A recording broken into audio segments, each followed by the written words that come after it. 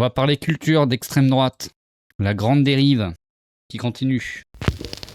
Grande soirée événementielle et éventuelle émission politique. Cyril Hanouna, bientôt de retour sur M6.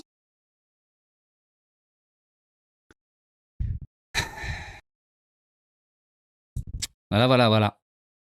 Après une saison sur W9, Cyril Hanouna débarque en septembre sur M6. Si la chaîne n'assume pour l'heure que lui confier de grandes soirées événementielles et des divertissements familiaux, l'ex-star du groupe Bolloré préparerait en coulisses, selon Paris Match, une émission politique pour 2027. Youpi.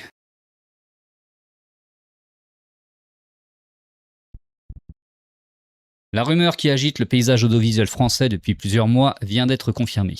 Cyril Hanouna s'apprête à faire son grand retour en prime time sur M6 dès la rentrée pour animer de grandes soirées événementielles. La chaîne a confirmé cette information auprès du Parisien, évoquant de grands divertissements familiaux. C'est très familiaux, hein. Faites attention aux bras tendus quand même. Avec des invités sans dimension politique ni sociétale. Sans dimension politique. Lol. Touche pas à mon faf. Ouais, ça va être ça, je crois. C'est un très bon titre. Touche pas à mon faf. Eh oui, les fafs sont très fragiles, hein, rappelez-vous. Ça tombe très vite sur les trottoirs. Ce retour marque une étape clé dans le redéploiement de l'animateur-producteur. Après la décision historique de l'autorité de régulation de la communication audiovisuelle et numérique, ARCOM, de ne pas renouveler la fréquence TNT de C8, Cyril Hanouna s'est replié sous la bannière du groupe M6. En effet, depuis 2025 sur W9, il anime et produit le talk show quotidien Tout beau, tout neuf, précédé de sa première partie Cyril et la famille. Si je débarque à la rentrée sur la 6e chaîne, le quinquagénaire préserve ses rendez-vous tels que le prime des vérités et la grande régalade. L'émission La Grosse Rigolade passe quant à elle entre les mains de Laurence Boccolini. Et une émission politique. Cette ascension de Cyril Hanouna ne semble pas ravir tout le monde. L'arrivée de l'ancien présentateur de Touche pas à mon poste a suscité de vives tensions en interne. Karine Le Marchand, présentatrice phare de L'amour est dans le pré, a publiquement exprimé sa réticence et a menacé la direction de sa démission. Bah, pourquoi, Karine, t'as peur qu'il te pique ton public de facho? Hein, Karine? T'as peur de la concurrence, du coup? Vous êtes sur le même marché, quand même, hein. Au-delà des divertissements annoncés, des rumeurs entourent ses futures ambitions. Selon Paris Match, le Roquet du PAF préparait en coulisses une émission politique pour la présidentielle de 2027. L'hebdomadaire relève que M6 envisage de recruter à ses côtés certains fidèles de sa bande, dont Sana Lousteau, sa compagne. Lousteau. Nom de famille un peu connu, ça. À l'extrême droite. Non? Ou je confonds? Si la chaîne n'a pas confirmé l'information, l'hypothèse interroge. Quel serait le principe de l'émission? Réhabiliter le nazisme? Adoucir les traits du fascisme? Je sais pas. Rigoler sur le racisme? Cyril Hanouna invitera-t-il les candidats de l'élection?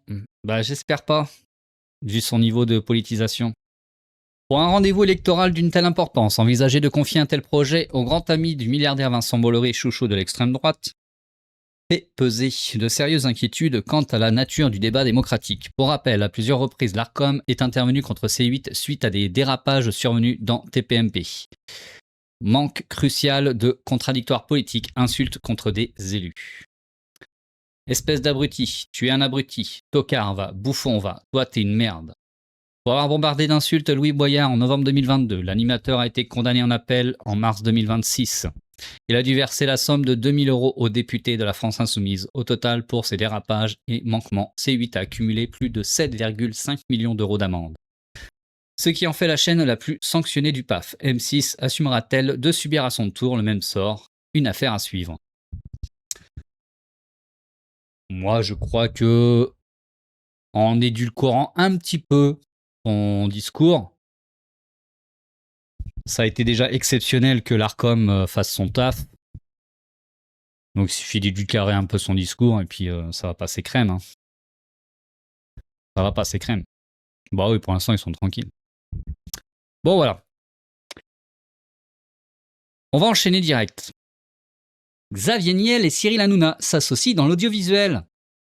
Ce nouveau partenariat doit se concrétiser par une prise de participation croisée entre les deux entreprises, H2O Production, de l'animateur et producteur, et le groupe Media One, fondé par l'entrepreneur dans une logique donnant-donnant. En discussion depuis des mois, l'opération a fini par aboutir vendredi 24 juillet. Le groupe audiovisuel Media One, fondé par les chefs d'entreprise Pierre-Antoine Capton, Xavier Niel et Mathieu Pigasse, a discrètement finalisé son rapprochement avec la société H2O Production de l'animateur-producteur Cyril Hanouna, ancien protégé de Vincent Bolloré selon les informations de Mediapart. Alors moi, j'ai hâte de voir une émission en collaboration avec la bande de la dernière, quoi. Pour être marrant. Hein, Cyril Hanouna, Émeric Lomprey. Je kiffe. On va rigoler. Punaise. Aucun communiqué de presse n'est venu annoncer ce nouveau partenariat. Avec Hakim Omeri, ouais.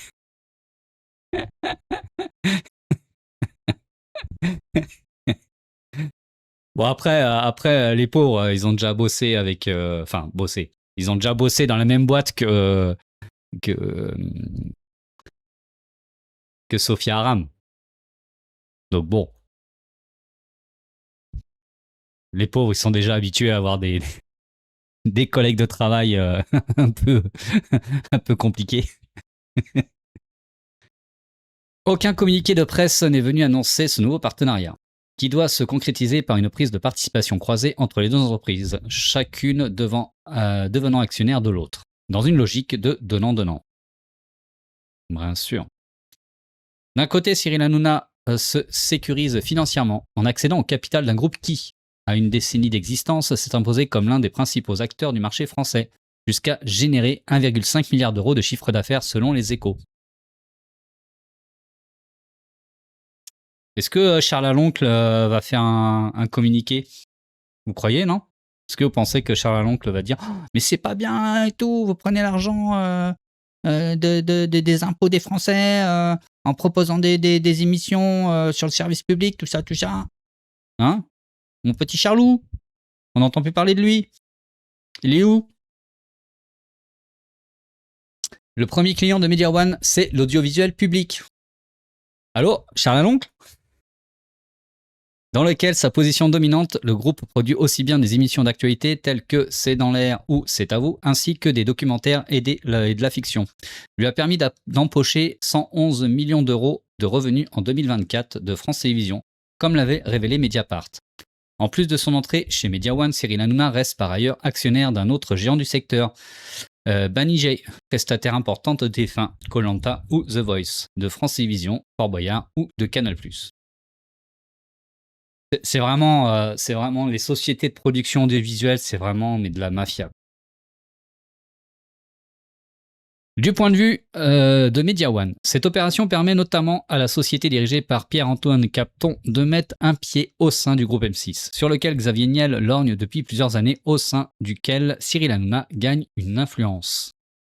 Oh là là, ah mais je vous jure. Sous-texte politique. L'ancien présentateur star de l'émission Touche pas à mon poste sur la chaîne C8, dont l'autorisation de diffusion sur la TNT n'avait pas été renouvelée par l'autorité de régulation de la communication audiovisuelle et numérique, en raison de nombreux manquements constatés à l'antenne, avait rejoint le groupe M6, majoritairement détenu par le groupe allemand Bertelsmann, en septembre 2025, à la suite de son départ du groupe Canal+, du milliardaire d'extrême droite Vincent Bolloré. À la tête de l'émission Tout beau, tout neuf sur la chaîne W9 depuis 1 an, il doit aussi animer et à compter de septembre prochain, pendant toute l'année marquée par la campagne présidentielle, des soirées de divertissement directement sur M6, a annoncé le groupe jeudi 23 juillet. Donc je vous ramène à l'article qu'on a lu juste avant. Et salut à toi, Fémina Sapien. Sollicité par Mediapart, Pierre-Antoine Capton, Xavier Niel et Cyril Hanouna n'ont pas souhaité commenter cette opération. Et Pigas, non? Vous avez oublié Pigas. Qui rêve aussi un sous-texte politique. À moins d'un an du départ d'Emmanuel Macron de l'Élysée. Soutien de l'actuel chef d'État depuis son ascension au pouvoir en 2017, Xavier Niel est resté proche du président de la République, avec lequel il échange régulièrement à l'Élysée ou par message, et qu'il accompagne souvent à l'étranger. Dans le même temps, la fortune estimée du fondateur du groupe télécom Iliad et actionnaire individuel du journal Le Monde a bondi de 9,7 milliards d'euros en 2017 à 30,1 milliards d'euros en 2026. Selon le classement annuel du magazine Economic Challenge, Xavier Niel y occupe la 6e place cette année. Bah putain, ils en ont vendu des journaux, hein. Eh bien. Pour sa part, Cyril Hanouna, qui a été en couple avec la belle-fille du chef de l'État, tente aujourd'hui d'effacer l'étiquette d'argent d'extrême droite qui lui colle à la peau depuis ses années de service pour Vincent Bolloré. À l'été 2024, l'animateur était au cœur du dispositif du milliardaire d'extrême droite en faveur du Rassemblement national lors des législatives anticipées. Tandis qu'il recevait secrètement à dîner Jordan Bardella dans sa villa à Saint-Tropez.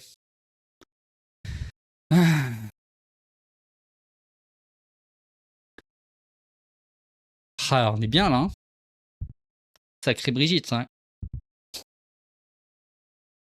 Censé ne plus aborder des sujets politiques en rejoignant le groupe M6, Cyril Hanouna a progressivement dérogé à la règle en cours de la saison, jusqu'à faire venir en plateau le député d'extrême droite Charles Aloncle, en avril puis en mai, pendant la finalisation de son rapport d'enquête sur l'audiovisuel public. Ironie de l'histoire, l'élu d'extrême droite s'en était alors vigoureusement pris à la place prépondérante du nouveau partenaire de Cyril Hanouna, Media One, chez France Télévisions. Ils sont incroyables. Ils sont incroyables. Curieux des travaux du député, Xavier Niel avait ensuite fait circuler des photographies volées de l'élu avec sa collaboratrice.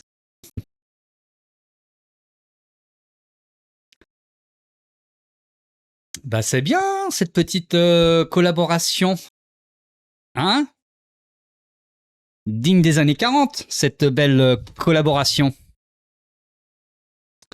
entre le capital et l'extrême droite.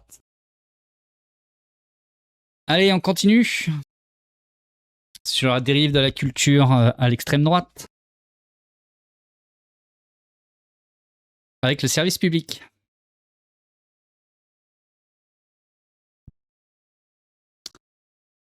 À France Culture, Guillaume Erner, Frédéric Martel et l'extrême droitisation des esprits. Depuis la récente affaire Erner, soit le scandale provoqué par la diffusion d'un montage audio fallacieux et infamant pour le dirigeant de gauche Jean-Luc Mélenchon, la colère dans les coulisses de France Culture ne retombe pas. Épilogue d'une année de tension, de déshonneur.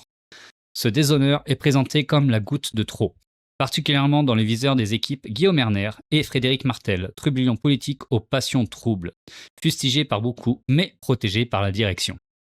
Chacun sait, dorénavant, Guillaume Erner, matinalier de France Culture, a diffusé le 24 juin dernier un montage bidonné de Léon, le média, pour mettre en parallèle le supposé antisémitisme de Jean-Luc Mélenchon avec le véritable Jean-Marie Le Pen. Et ce, pour mieux enchaîner sur une question à l'invité du jour. Quand avez-vous décidé, Marine Le Pen, de rompre avec l'antisémitisme de votre père?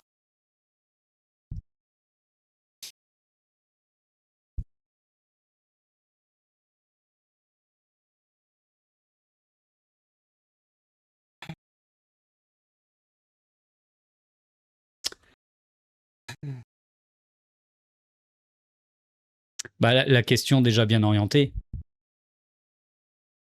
Oui, je l'ai toujours été. J'ai toujours été en désaccord avec mon papa. Voilà. Putain, c'est ouf. Moi, ça me fait halluciner, franchement. À suivre la rhétorique ernérienne, donc l'infamie des infamies, avoir la haine des juifs, ce serait définitivement déplacé d'un extrême à l'autre. Resterait juste à savoir depuis quand. Double faute, a immédiatement réagi la société des producteurs et productrices de la station. Le faux montage d'une part, puis la question. loin d'une simple erreur d'inattention, d'un canular ou d'un piège tendu, en somme. Car les séquences relèvent effectivement bien plus les errances de celui qui la porte, des sources d'informations frelatées, évidente négligence hiérarchique. Les sociétés de journalistes de Radio France et de France Culture ne s'y sont pas trompées non plus en annonçant très vite se désolidariser de ces méthodes.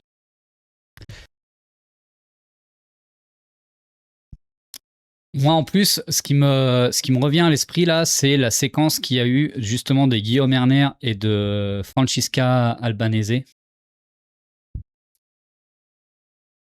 Où, justement, tu vois quand même les deux poids, deux mesures, quoi. Très virulent vis-à-vis de Francisca Albanese. Très virulent, justement, en essayant de lui porter l'anathème sur une éventuelle volonté antisémite du fait de défendre les victimes d'un génocide. Et là, en fait, dérouler le tapis rouge à des antisémites historiques.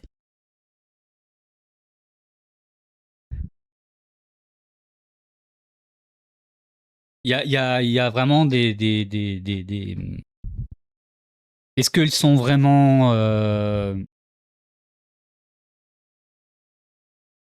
Je sais pas, c'est vraiment cette lutte des classes qui fait que ces gens se servent de l'antisémitisme pour protéger leur classe sociale d'une gauche qui, forcément, a plutôt une envie de lutte des classes? Ou est-ce qu'ils sont vraiment... Est-ce qu'ils sont vraiment cons, quoi? Je sais pas, en fait. Alors, je pense sincèrement que c'est plutôt la première proposition, que c'est vraiment dans une lutte des classes qui sont prêts à tout. Puisque, historiquement, c'est comme ça aussi que ça s'est passé, hein. La bourgeoisie a toujours préféré l'extrême droite pour protéger ses intérêts que la gauche, forcément. Mais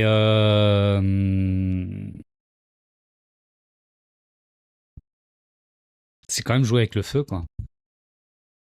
C'est quand même jouer avec le feu. Alors comment s'expliquer qu'un tel fiasco ait pu avoir lieu? Direction absente et sans colonne vertébrale, quotidien de débrouille, précarité organisée, pression politique. En compilant des témoignages de journalistes, producteurs et réalisateurs, les coulisses de France Culture s'éclaircissent. On y découvre un paysage balafré donnant plein pouvoir à certains d'évoluer comme bon leur semble, guidés par leurs obsessions. Et à l'arrière-plan duquel les sophismes classiques du règne macronien tournent à plein régime. Pluralisme, démocratie, les extrêmes. Signaux manifestes que si délabrement il y a, il paraît bien difficile d'y voir le fruit du hasard, encore plus à quelques mois de l'élection présidentielle.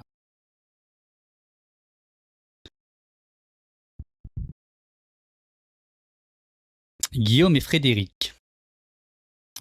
Dans presque tous les récits, ils sont présentés par deux, Guillaume et Frédéric, Erner et Martel.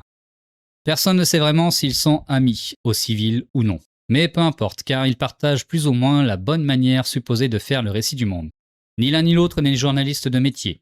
Les deux ont obtenu une thèse et ça leur donne, semble-t-il, un certain nombre de droits, comme lorsque Erner conteste avec un aplomb considérable devant des spécialistes des violences sexistes et sexuelles l'usage du terme systémique à propos du meurtre de la jeune Liana. Car, indique-t-il à l'antenne et ensuite auprès de la médiatrice de la station, le mot systémique, ça ne veut pas dire ça. Comprenez, il est sociologue, lui aussi. Systémique, ça ne veut pas...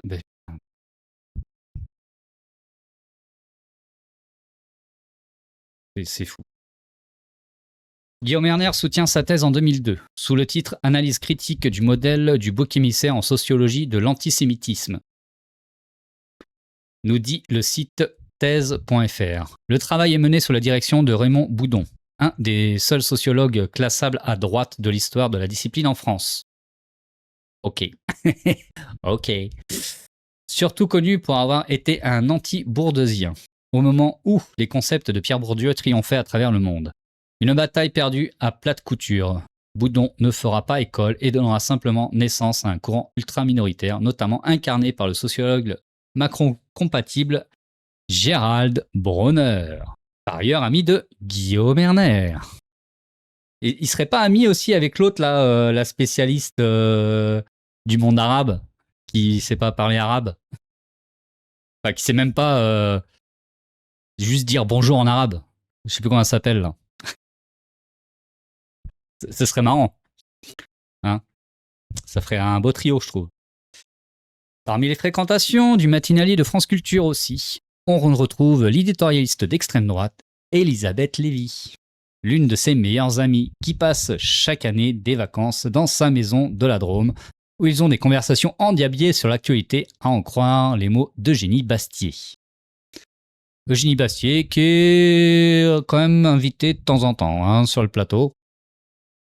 Alors, en interne, et c'est assez logique, Erner est décrit comme mal à l'aise avec tout ce qui touche au féminisme, au racisme, au mouvement LGBTQ+. Tous les sujets dits woke. Raison pour laquelle il ramène toujours les entretiens sur son thème à lui. Ses propres mots, c'est judéo-obsession. Même si le sujet évoqué n'a rien à voir avec l'invité, affirme en amont ne pas vouloir en parler. Car selon Erner, en effet, c'est visiblement dans l'émergence supposée d'un nouvel antisémitisme à gauche, à base antisioniste, remplaçant le vieil antisémitisme à base catholique de la droite, qui résiderait le nœud du grand problème de l'époque. L'historien Patrick Boucheron, la veille du scandale du faux témoignage, alors que la matinale était consacrée à la panthéonisation de Marc Bloch, en a fait les frais. Erner s'est retrouvé à lui asséner une question venue de nulle part sur les liens entre l'antisémitisme de la Seconde Guerre mondiale et la lutte contemporaine pour la libération de la Palestine. Esquive avec sagesse du chercheur au Collège de France, qui lui vaudra un harcèlement de toute la presse de droite et de l'extrême droite. On vous laissera parler seul. Oh là là là. Comme Erner, Frédéric Martel n'est jamais là non plus, ni dans les couloirs, ni aux réunions collégiales. L'homme commence sa carrière en 1996 par un livre sur les homosexuels en France depuis mai 68, La Rose et le Noir, qui suscitera des vives critiques. À l'époque, Hélène Azera, femme trans, signera une tribune assassine dans Libération, tandis que Didier Héribon, sur un plateau de télévision animé par Laure Adler, fustigera un livre si mauvais, si médiocre, si superficiel. Déjà sous l'œil interloqué d'un Alain Finkielkraut, savant tout à fait séduit par le jeune Frédéric. Oh là là. Adoubé par Finkielkraut, ça fait mal ça. Fort de ces polémiques dont il semble se nourrir, Martel a ensuite roulé sa bosse d'enquête en enquête, entre critique du sarkozysme culturel et révélations sur l'homosexualité au Vatican. Une petite obsession ce gars-là, dis donc. Toujours avec une même méthode, se prétendant vaguement sociologue, sans jamais en honorer ni la rigueur ni la réflexivité. Son dernier ouvrage, Occident, enquête sur nos ennemis, a été béatement plébiscité sur des plateaux de CNews jusqu'à celui de Quotidien, en passant par les colonnes du Canard enchaîné. Frédéric Martel anime l'émission Soft Power sur France Culture depuis 2006. Une année de tension. À suivre les témoignages des coulisses, l'affaire Erner commencerait en fait dès septembre 2025. On pourrait remonter encore et encore, bien sûr, mais là serait un tout autre cas, un premier point chronologique à partir duquel les choses pourraient se comprendre. Car c'est à ce moment-là que Guillaume Erner outrepasse une première ligne rouge en titrant un de ses billets d'humeur « Je suis Charlie Kirk ». Ah ouais, je me rappelle de ça. Putain, mais... Enfin, Traçant une liaison entre l'attentat contre les équipes de Charlie Hebdo en 2015 et l'assassinat d'un militant fasciste. Le tollé est général. Le titre du replay de la chronique est modifié en « Qui est Charlie Kirk ?» L'animateur exprime des regrets. La politique se referme mais laisse des traces en interne. D'autant plus compte tenu du billet de la veille, passé inaperçu et donc toujours en ligne, où Erner explique avec suffisance que le mouvement Bloquons tout et le militantisme de Charlie Kirk révéleraient tous les deux d'une même nouvelle manière de protester. L'un à l'extrême droite, les autres plutôt à l'extrême gauche, avec chaque fois un rapport à la violence, deux naufrages pour le prix d'un.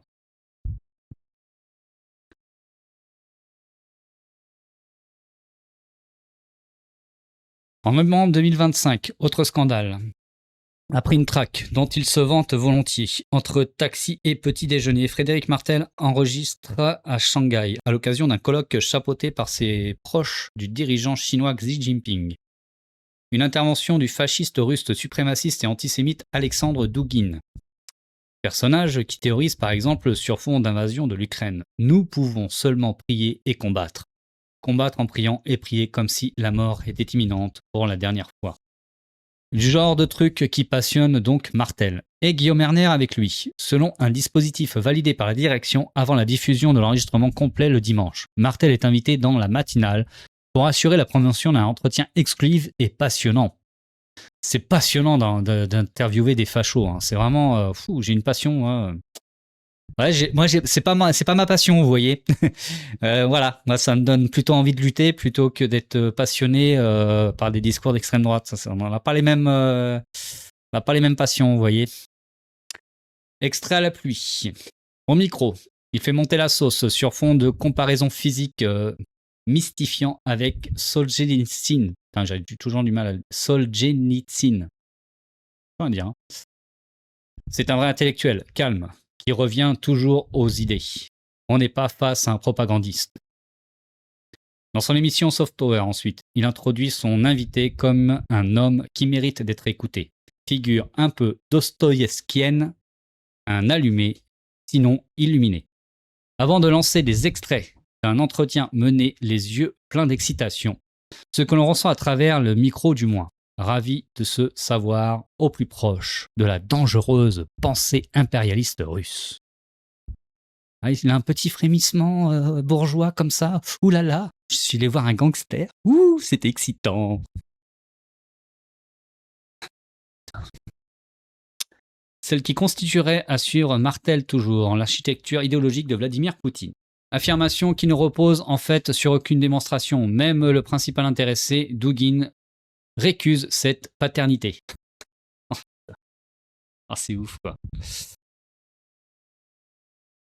À France Culture, Saintin monte alors au créneau pour dénoncer un délire des plus en plus complet, profondément irresponsable, où intervienne pas un fasciste. On n'interviewe pas un fasciste. Et quand bien même on le ferait, hors de question que ça soit de cette manière. Une réunion est organisée pour confronter les points de vue. Martel et Erner convoquent rapidement leur pluralisme pour se prémunir des attaques. Puis petit à petit, le ton monte. Martel finit par menacer un de ses collègues d'un déclenchement d'une procédure disciplinaire à son encontre. Le tout après s'être targué d'inviter des personnalités infréquentables. Sous forme d'avertissement aussi, il explique que tous ceux qui ne sont pas d'accord avec cette appréhension du pluralisme finiront de toute façon par se faire virer, sous-entendu que les pressions politiques externes sont trop fortes en ce sens. Voilà. L'extrême droitisation de la culture, les gens.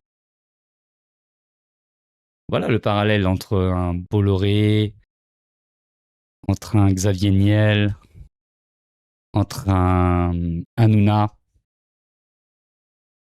C'est l'extrême droitisation de la culture, jusqu'au service public. Une semaine plus tard, le même Martel menacera également de plainte tous les chercheurs qui signeront une tribune contre lui dans Libération pour dénoncer une porosité des médias français avec la propagande russe. Selon de petits rétropédalages seront à souligner de la part de l'animateur. Le regret exprimé de ne pas avoir adjoint à la diffusion de l'interview un chercheur spécialisé de la Russie. D'une part, une réécriture plus offensive mais discrète de la page du site web qui accompagne la retransmission de l'émission. D'autre part, nous avons pu consulter les deux versions. Nationalisme radical se transformant en nationalisme extrémiste. Intellectuels russes et penseurs orthodoxes deviennent propagandistes russes. L'un des plus violents impérialistes de notre époque, d'un simple entretien commenté et contextualisé. On passe à la présentation de propos que nous critiquerons sévèrement, la poussière sous le tapis.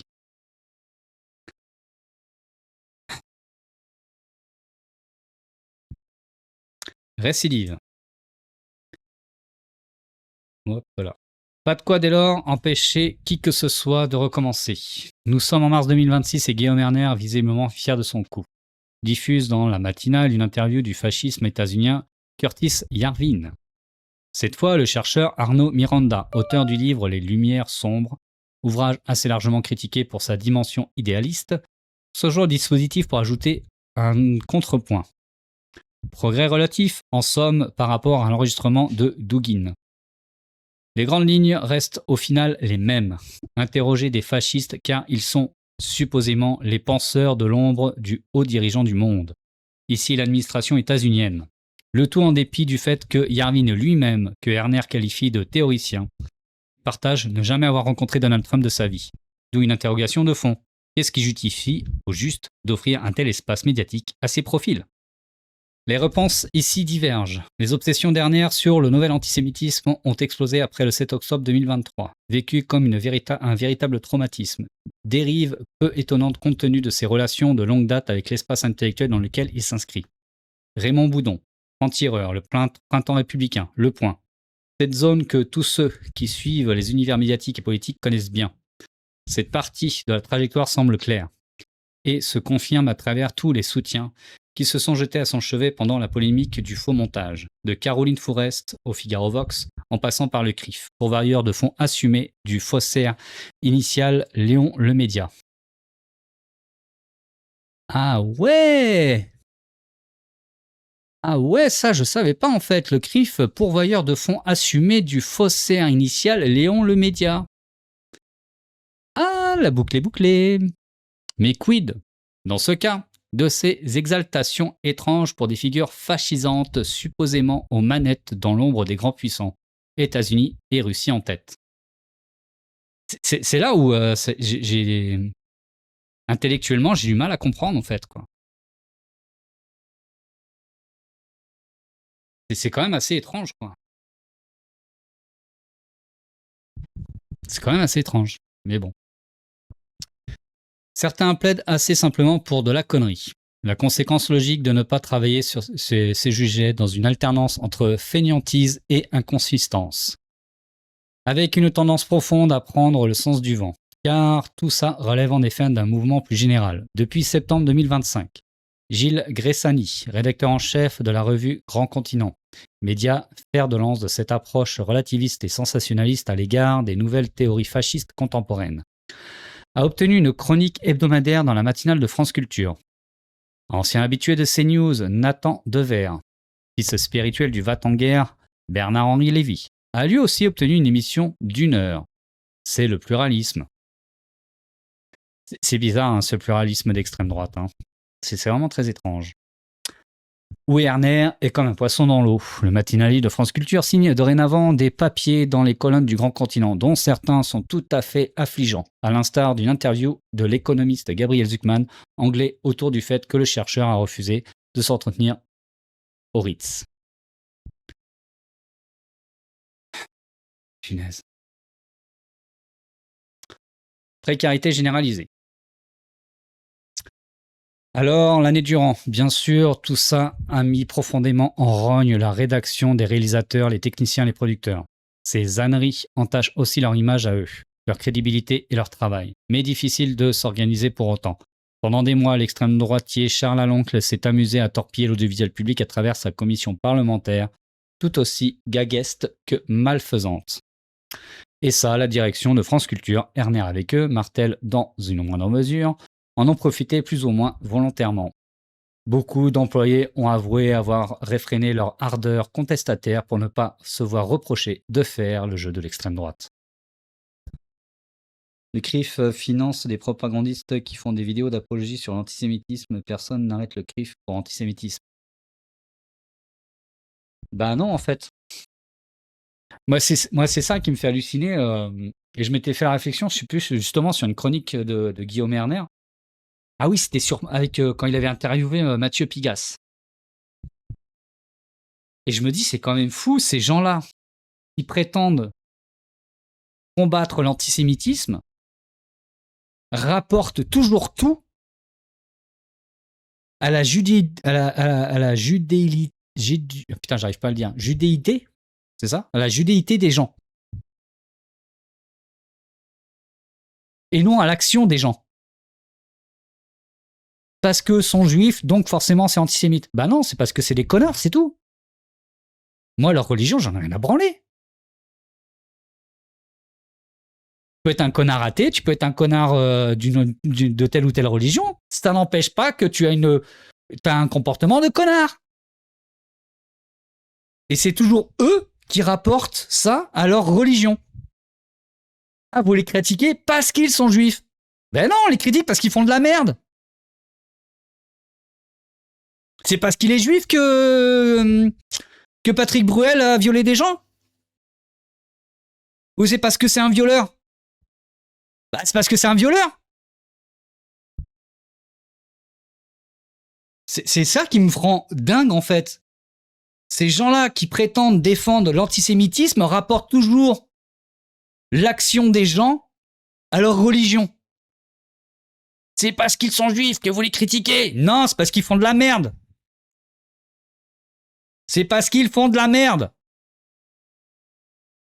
Ah, ça me gonfle, hein.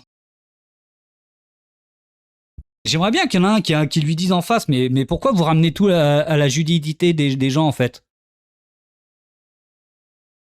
Pourquoi toujours vous allez parler de leur religion? Mais je m'en fous, moi, de leur religion.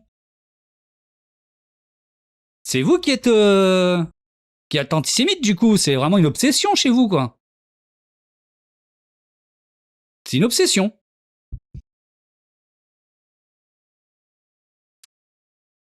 Puis le problème en réalité est aussi structurel, à Radio France en général et à France Culture en particulier, comme dans tous les autres services publics. Les conditions de travail se sont dégradées.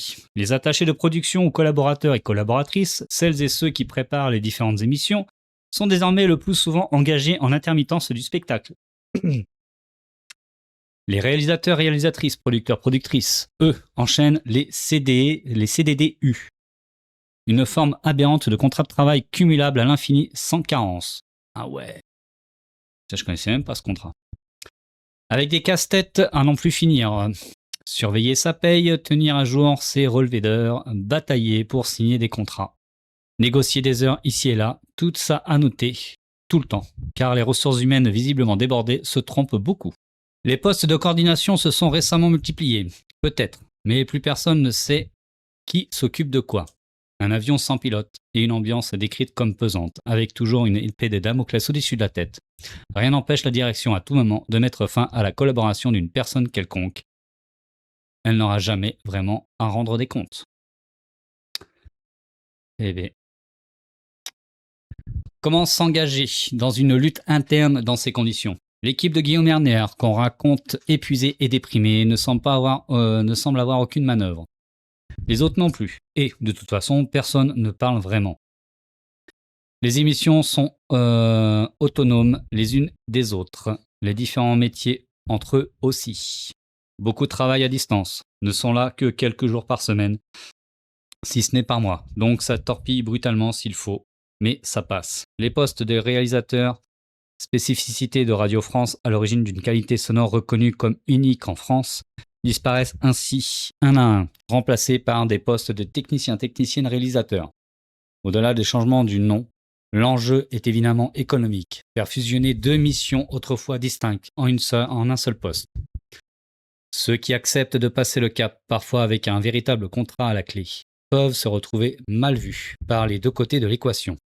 Diviser pour mieux régner, pourrait-on dire, même si l'enjeu semble surtout de dépenser le moins possible. Mais c'est ça, hein, ils ont tout torpillé de toute façon le service public et voilà ce que ça donne. Dénouement. C'est ainsi que nous arrivons donc au moment de cette énième insanité. Diffuser un faux montage pour mettre dos à dos une personnalité de gauche et une personnalité d'extrême droite. Un audio qu'Erner et ses équipes ont recoupé, remanié, pour en extraire la substantifique moelle. Beaucoup n'en croient pas leurs yeux ou leurs oreilles. Kerner est cru à la véracité de ces images, soit. Tout le prédisposait, en effet, à tomber dans le panneau. Il est persuadé dur comme fer que lui, éclairé, perçoit ce que les autres omettent, à savoir le passage de l'antisémitisme de droite à gauche. Il l'a montré encore et encore face à de nombreux invités, parfois avec une agressivité des plus débridées, comme face à la rapporteuse spéciale des Nations Unies, Francesca Albanese en novembre dernier. Ce que je vous avais dit. Moi, j'ai halluciné quand j'ai entendu cette interview. J'ai halluciné. Et Francesca Albanese, mais elle a été, elle était royale. Elle a été royale, en fait.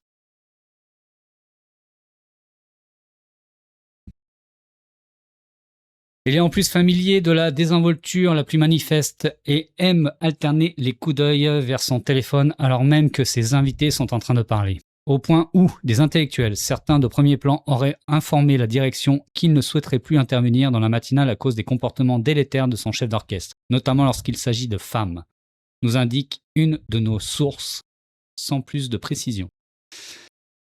Faut voir les images. Ah bah en fait, elle était pas sur. Il me semble que c'était en visioconférence. Je crois pas qu'elle était sur le. Je me rappelle pas qu'elle était sur le plateau, mais en fait, ces questions, bah forcément qu'elles étaient orientées en disant est-ce que vous défendez pas des antisémitismes, machin, tu vois. C'est un sioniste. Pour lui, c'est normal ce que fait Netanyahou. Donc forcément que quand t'as quelqu'un des Nations Unies qui se bat pour reconnaître les droits humains d'une nation qui est génocidée, forcément qu'il tilte lui, quoi. Ça, quelque part, aussi tragique soit-il, les équipes le savaient déjà. Mais cette fois, la faute est aussi collective. Comment se fait-il que personne ne soit insurgé pour empêcher ça ? Bah, vu ce qui s'est dit précédemment, tu précarises les contrats, tout ça, donc forcément que tout le monde ferme sa bouche parce qu'il faut remplir le frigo. La recette est simple, hein. Certains sont apparemment déconseillés à Erner de diffuser le montage fallacieux. Lui les a ignorés. La direction a été encore une fois absente, incapable d'empêcher un nouveau fiasco. Beaucoup ne leur font plus ni confiance ni cadeau. Émilie De Jong et Florian Delorme, tous deux à la tête de France Culture, sont décrits comme étant sans boussole politique, sans projet, sorte d'ectoplasme mis là pour ne pas faire trop de bruit et obéir aux ordres qui tombent d'en dessous. Si les espérances étaient hautes pour faire oublier les violentes années de Sandrine Trénier, le duo semble déjà errer dans un espace qu'il n'aura jamais vraiment contrôlé. Car en effet, rien du tout ne semble-t-il été jugé à la hauteur. L'avertissement donné à Erner, la sanction minimale, est perçue comme un coup d'épée dans l'eau. La suspension de son billet d'humeur est présentée comme la moindre des choses. La rédaction la réclame depuis des mois, pour ne pas dire des années. La réorganisation de la matinale pour mieux associer les journalistes est en réalité une sorte de piège. Eux n'avaient rien à voir avec ça, et se retrouvent mêlés à une tranche et à une personnalité qu'ils conspuent. Puis certains ne croient même pas à un quelconque changement. Guillaume Erner refuse de travailler des sujets depuis toujours. Aucune raison qu'ils s'y mettent davantage l'année prochaine. Encore une fois, très probablement, ce sont ces équipes en coulisses qui trimeront pour éviter qu'une nouvelle catastrophe n'advienne, sans finalement être capable de toutes les empêcher. C'est un long article, hein. Contacté, Frédéric Martel nous a longuement précisé sa démarche sur l'interview de Douguin. Il conteste vivement les critiques et parle de fake news. Selon lui, il suffit d'écouter l'émission pour constater que toutes les précautions étaient prises, notamment qu'avant la contextualisation et l'explication des propos de l'invité. Il reste que les citations relatées plus haut, que présente Alexandre Douguin comme un homme qui vaut la peine d'être écouté et qui ne serait pas un propagandiste, n'ont pas été inventées. Tout comme la présentation en grande pompe de Guillaume Erner dans la matinale 2 jours plus tôt. Sur les motivations de la diffusion d'un tel entretien aussi, Martel convoque une règle journaliste simple. Si on a une interview en exclusivité, on la diffuse. Et rappelle dans sa réponse que depuis la création de son émission Soft Power, il a interviewé des dizaines de leaders du Hamas, du Hezbollah, du chavisme, du castrisme, de la Chine communiste, etc. De manière toujours plus extrêmement critique. Manière de rappeler le Blooby-Boulga qui paraît structurer sa vision du monde, où tout semble se valoir à partir du moment où un début de qualificatif d'extrême peut être apposé.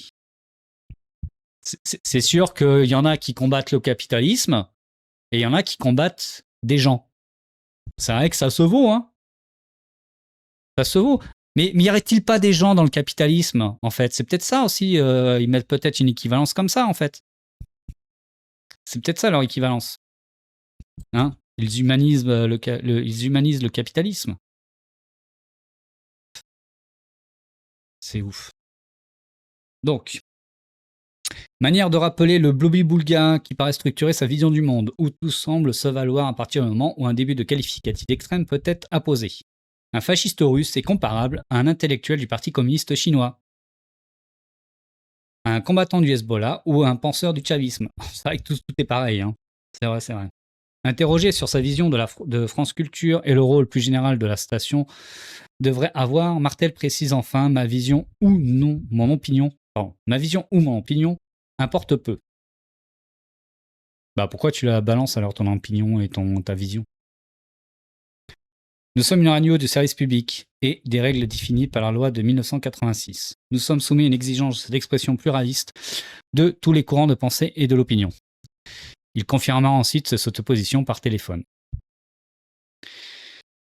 Si responsabilité il y a dans quelque dérive que ce soit, ce ne serait donc pas à Frédéric Martel d'en rendre compte. À le suivre. Les règles qui régissent son travail le dépassent et il ne ferait que les embrasser, n'ayant pas d'autre choix. A-t-on là affaire à une fausse naïveté? Pourrait-on le croire car en rien le pluralisme, même tel que défini par la hautement discutable nomenclature de l'ARCOM, ne pourrait justifier d'interviewer un homme comme Alexandre Douguine. Ces développements antisémites ou suprémacistes en droit français ne relèvent aucunement d'une quelconque opinion. Ce sont tout bonnement des délits. Et le profil de Curtis Erwin, qui aime écrire quand on regarde les Juifs dans l'entourage de FDR, Franklin D. Roosevelt, la seule façon de les reconnaître, c'était le nom et le nez. Bah alors Guillaume Erner, t'ouvres pas ta gueule? Excusez-moi, mais là ça commence à me gonfler. Hein.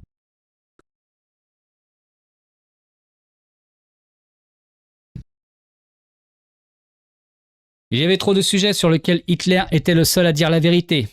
Hitler était un génie. Tous les historiens sérieux sont d'accord. Et du même acabit. Celui que Guillaume Erner qualifie ignominieusement de théoricien ou d'intellectuel intéressant ne relève d'aucune forme de pluralisme non plus. Les propos qu'il tient en France pourraient être justifiés de traduire devant un tribunal. Bravo Guillaume Erner. Bravo. Bah, vaut mieux pas être d'origine juive hein, avec un mec comme toi. Hein, parce qu'on risquerait très vite d'y passer. Très intéressant comme article. Là, on a vraiment tous les détails. Tous les détails. C'est vrai que quand tu prends élément par élément, tu peux peut-être pas forcément voir le tableau global. Mais là, quand tu fais toute la liste exhaustive de toutes ces compromissions, bah, t'es un immense facho, en fait, Guillaume Erner. T'es un immense facho, en fait, quoi. Tu bosses pour qui, en fait, quoi? Tu te rends compte que tu jettes sous le bus les gens que tu prétends défendre? C'est quand même ouf, quoi. Donc là, ouais, je commence à comprendre que non, Guillaume Erner n'est pas justement un défenseur de la cause juive et un défenseur et il ne prétend pas en fait il prétend défendre et combattre l'antisémitisme. Enfin, il prétend défendre les juifs et combattre l'antisémitisme. Non, en fait, tu défends ta classe sociale là. Et tu es prêt à foutre sous le bus les gens que tu prétends défendre pour ta classe sociale. Là, c'est clair et net en fait.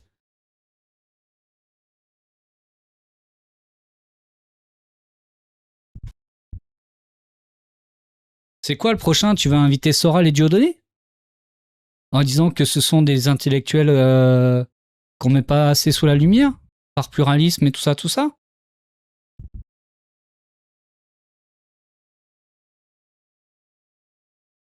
Oh la vache, quoi. Extrême droitisation. Guillaume Erner et Frédéric Martel, évidemment, se défendent d'être d'extrême droite. Ils s'imaginent même, semble-t-il, comme l'exact inverse, sorte de combattants passionnés en haut de la barricade contre les idéologies les plus mortifères qui engrainent à travers le monde. Ils déroulent le tapis rouge. C'est lunaire quand même. En ne s'en rendant pas compte peut-être du jeu auquel ils jouent. Relativiser la finesse intellectuelle, la richesse morale, la beauté sans fin qui encadre l'histoire de la gauche radicale pour mieux redorer le blason fangieux, génocidaire, colonialiste de l'extrême droite. Voilà les conséquences d'appréhender sans cesse le même geste, les deux extrêmes, en opposant des équivalences absurdes entre des mouvements n'ayant aucune forme de rapport entre eux, allant jusqu'à s'entretenir avec les plus hauts dégoûtants fascistes de notre temps sous couvert de pluralisme et de représentation de tout le monde. Mais va te faire cuire le cul! Ah, ça y est, ça m'a énervé. En guise de grande perdante de toutes les minorités, bien sûr, dont sans aucun doute les juifs. Dugin et Yarvin ne sont jamais d'abord présentés comme des antisémites quand il est acté. Dans le même temps que Marine Le Pen et son parti ne le soient plus. Les judéo-obsessions ont leur raison que la raison ignore. C'est lunaire. C'est lunaire. Paradoxe il en est. Il se retrouve que, face à tout ça, les instances de direction de Radio France ne sont pas montrées tout à fait à l'aise. Bah, j'espère, ouais. Car peu après la diffusion du faux montage du 24 juin dernier, Mediapart a titré son article avec une certaine justesse. Erner absout le RN sur l'antisémitisme. Si juste qu'un appel à la communication de France Culture leur a été passé. Plein de colère pour réclamer un changement d'en-tête, menace de poursuites judiciaires à la pluie. Là est en effet, semble-t-il, une épine dans la stratégie de gestion de crise. La dépêche AFP, publiée plus tard pour annoncer la sanction du matinalier, a repris les éléments de langage de la chefferie en concentrant la faute sur le seul partage d'un montage fallacieux, en oubliant la question posée à Marine Le Pen qui l'a suivie. Malgré les outrances, les boycotts, la défiance, donc, Guillaume Erner remplira à la rentrée. Frédéric Martel, le bon soldat du pluralisme qui avait déjà interviewé en 2020 le fasciste Steve Bannon pour France Culture, celui qui nous a partagé, considéré que, pour la station survivre, il faut qu'on montre qu'on reçoit tout le monde. Garde aussi son émission. Je serais curieux de savoir combien de personnes de la France Insoumise il a interviewé. Je serais très curieux. Ou du NPA, ou de Révolution Permanente. Je serais vraiment très curieux de savoir. Si bien qu'il devient difficile de ne pas voir la place occupée dans l'équation par certains intérêts politiques. Difficile de ne pas voir que le livre Occident de Frédéric Martel, cette grande fresque intellectuelle qui défend nos valeurs contre celles de nos ennemis, résonne tout particulièrement avec la campagne militariste d'Emmanuel Macron et ses troupes, martelant qu'il faudra supposer se battre au prix du sang s'il le faut. Difficile de ne pas voir aussi, dans la manœuvre de Guillaume Erner, consistant à laver Marine Le Pen de la salissure antisémite en la transférant vers Jean-Luc Mélenchon, une magouille électoraliste de bas étage pour tenter de rejouer à nouveau une opposition entre extrême droite et un représentant du bloc bourgeois à la prochaine élection présidentielle. Mais inutile pour autant de parler ici de pilotage de quelconque ou de la commande politique. Sans doute que Martel et Erner croient profondément à ce qu'ils racontent, jusqu'à même ne pas avoir conscience des agendas qu'ils alimentent, ce qui au final est peut-être encore pire. Et ça, c'est vraiment la grosse question que je me pose tout le temps, comment ces gens-là peuvent s'engluer dans une pensée comme ça, quoi. C'est vraiment, moi, d'un point de vue psychologique, je me pose toujours la question, quoi. Est-ce qu'au final, ils sont conscients de ce qu'ils font? Est-ce que... Je sais pas. Vraiment, hein, c'est un mystère.